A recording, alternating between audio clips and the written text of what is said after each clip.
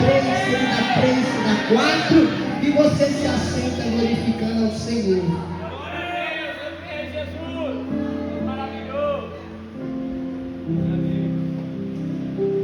Glória a Deus. Jesus! Meus irmãos, o salmista Davi, o escritor do capítulo 71 de Salmos, ele tinha uma mania, um costume e uma intimidade com Deus tão grande que todos os seus cânticos, as suas canções, que viraram versículos, ele sempre estava pedindo, rogando, agradecendo. Mas o Salmo de número 71, diferente do 51, é um salmo que 51, Davi pede para Deus não afastar a presença dele e nem tirar o Espírito de Deus. Mas no 71, Davi roga a Deus para que Deus o livre das mãos dos seus inimigos, do homem injusto. E em momentos difíceis das nossas vidas, da vida de Davi principalmente, aonde há três vias de provações. A primeira via é a via que é usada por Deus. Repete comigo: por Deus. Por Deus. Isso, está ligado. A primeira via, a via que é usada por Deus para nos provar. E em nenhuma provação nós saímos do jeito que nós entramos, velho. Não. Ou nós recebemos algo, ou nós perdemos algo. E na provação em que Deus é o protagonista, Deus sempre vai usar uma provação para provar para você que o segredo ainda continua sendo confiar em Deus. Às vezes Deus usa provações. Eu posso dar um termo rasgado para esfregar na nossa cara que você pode fazer o que quiser. Pode mexer 2, 3, 4, 10 pauzinhos. Pode cobrar 10, 20, 30 a favor. Mas se não for do agrado de Deus te arrancar da provação, nada vai acontecer. Porque Ele usa essa via para mostrar para nós que o segredo ainda é confiar nele. Tem portas que você pode abrir, mas se Deus não permitir que você abra, todas vão continuar fechadas.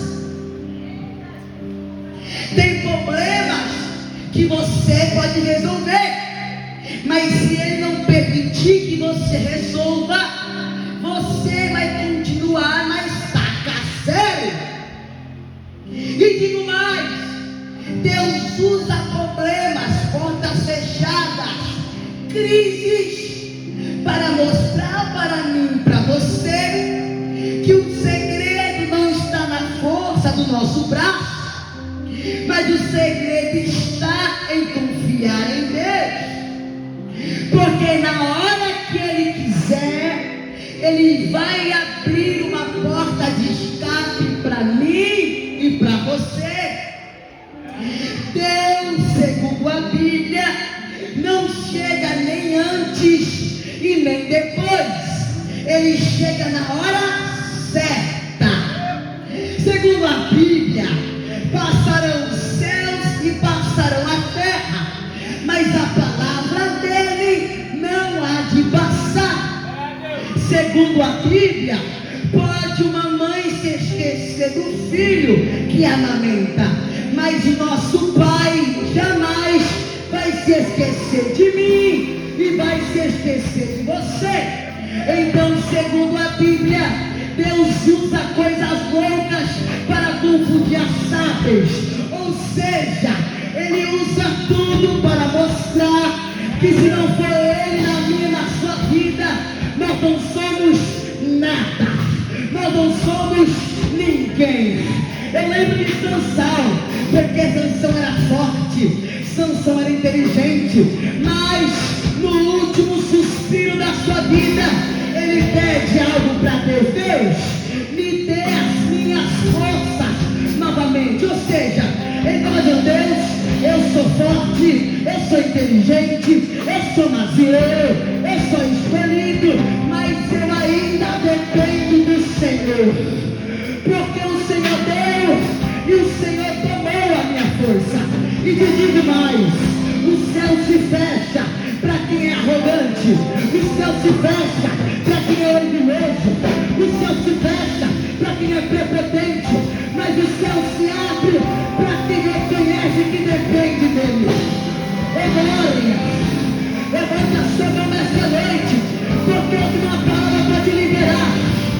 Paulo já disse que eu creio que ele cresça e que eu diminua, que ele apareça e que eu desapareça, que a glória dele se constanja. Pega na mão dos seus irmãos aí, pega na mão dos seus irmãos aí, chacoalha ela, chacoalha ele, vai a acordar, e fala assim: Deus, vai abrir os céus para quem depende dele, para quem depende dele. Você depende dele? Você depende de Deus?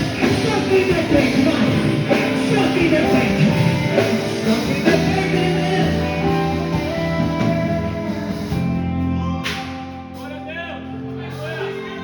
Ih, está começando.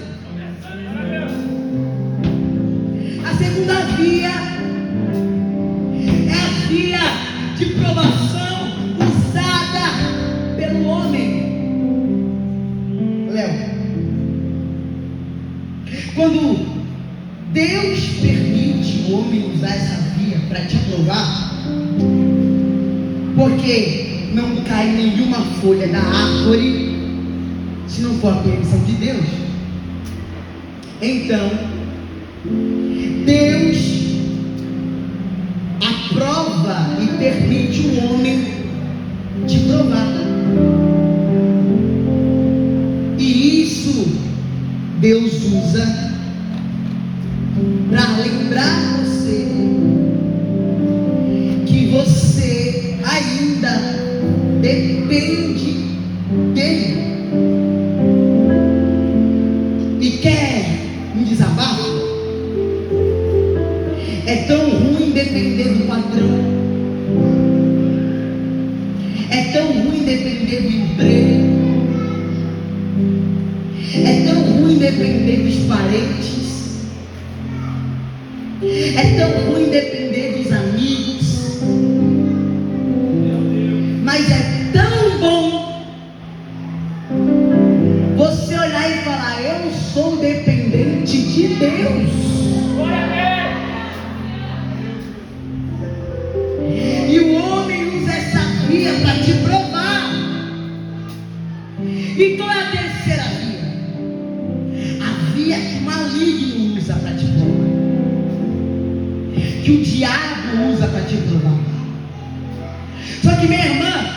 Nós temos que ter o discernimento para discernir quem é que está nos provando, se é Deus, se é o homem ou se é o maligno. Mas em qualquer ambas vias,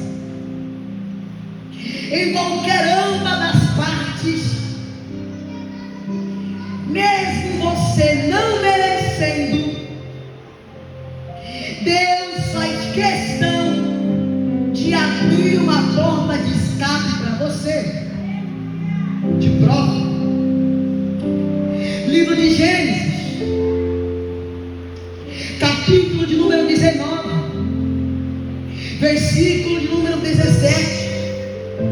E aconteceu que, tirando-nos fora, disse: escapa-te por tua vida, não olhes para trás de ti, não pare em toda esta campina, escapa lá para o monte, para que não pereça.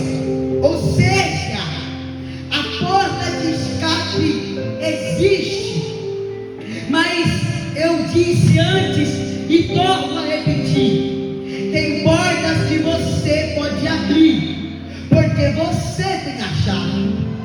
Tem portas que o seu amigo pode abrir, porque o seu amigo tem a chave. Mas a porta de escape ninguém pode abrir para você, porque só Deus tem a chave da porta de escape.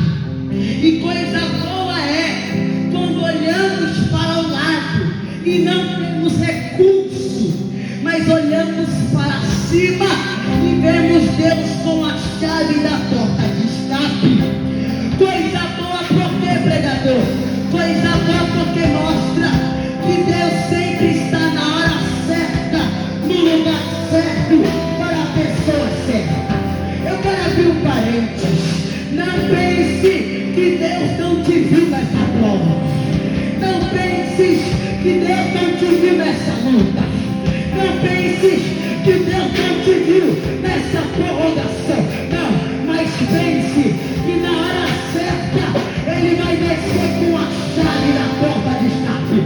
Levanta a sua mão se você crê, porque essa noite é noite que portas de escape estão sendo abertas. Portas de escape estão sendo liberadas. Deus vai descer em Piracicaba para abrir porta de escape para você, para mim, para o altar, para nada. Se você quer, levanta a mão e pega. Se você quer, levanta a mão e pega.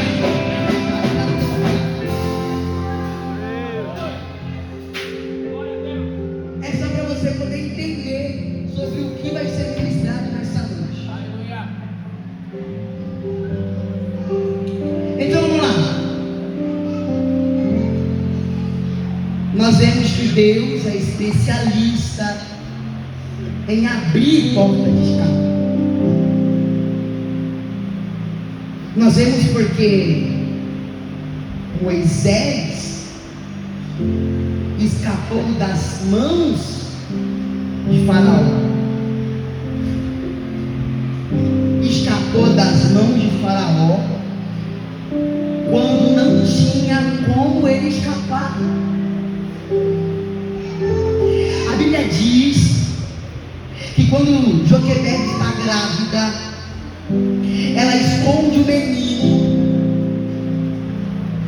E se você for estudar, você vê que a lei era tão rigorosa que Faraó colocou que na porta de cada hebreu tinha no mínimo um soldado. Para quê? Para evitar que alguém enganasse eles, para na hora que ouvir um choro ir lá saber se era menino ou se era menina. Porém, eu creio que os soldados entravam na casa de Joquebede procurava para cima, procurava para baixo, mas nunca encontrava nada.